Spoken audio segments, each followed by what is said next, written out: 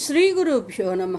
భగవద్భక్తులందరికీ విశ్వవసునామ సంవత్సర భాద్రపద మాస శుభాకాంక్షలు. ఈరోజు భాద్రపద బహుళ సప్తమి ఆదివారము, ఇంకా రోహిణీ నక్షత్రము. సప్తమి ఆదివారము కలిసి వస్తే దాన్ని భాను సప్తమి అంటారు. ఈరోజు సూర్య భగవానుని స్తోత్రం చేసిన పూజించిన సకల శుభాలు కలుగుతాయి. సూర్య భగవానుడికి ఎర్రని పూలు, ఎర్రని అక్షతలు ఒక రాగి చెంబులోని నీటిలో వేసి 3 సార్లు సూర్య భగవానుడికి అర్ఘ్యము ఇస్తే ఆ సూర్య భగవానుని ఆశీర్వాదం వలన ఆరోగ్యం కలుగుతుంది, ఆయురారోగ్య ఐశ్వర్యాలు కలుగుతాయి.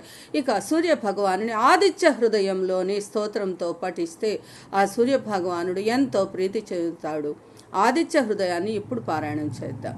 తతో యుద్ధ పరిశ్రాంతం సమరే చింతయా స్థితం రావణం చాగ్రతో దృష్ట్వా యుద్ధాయ సముపస్థితం దైవతైశ్చ సమాగమ్య ద్రష్టుమభ్యాగతో రణం ఉపాగమ్య ప్రవిద్రామం అగస్త్యో భగవాన్ ఋషిః. రామ రామ మహాబాహో శృణు గుహ్యం సనాతనం येन सर्वा नरीन् वत्स समरे विजयिष्यसि. आदित्य हृदयं पुण्यं सर्वशत्रुविनाशनं जयावहं जपे नित्यं అక్షయం పరమం శుభం అంటూ ఎవరైతే ఈ ఆదిత్య హృదయాన్ని ఈరోజు స్మరిస్తారో, చదువుతారో, వింటారో వారికి సూర్య భగవానుని దివ్యానుగ్రహం వలన ఆయుర ఆరోగ్య ఐశ్వర్యాలు సిద్ధిస్తాయి. ఇక ఈరోజు రోహిణీ నక్షత్రము ఉన్నది. ఈ రోహిణీ నక్షత్రము శ్రీకృష్ణ పరమాత్మ యొక్క జన్మ నక్షత్రము. ఈరోజు శ్రీకృష్ణ పరమాత్మను పూజించిన, సేవించిన సకల శుభాలు కలుగుతాయి.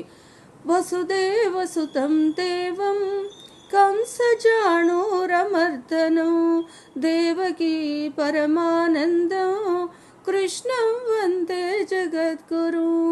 అతసీ పుష్పసంకాశం హారనూపురశోభితం రత్నకంకణకేయూరం కృష్ణం వందే జగద్గురుం. కుటిలాలక సంయుక్తం పూర్ణచంద్రనిభాననం విలసత్కుండలధరం కృష్ణం వందే జగద్గురుం. మందారగంధ సంయుక్తం చారుహా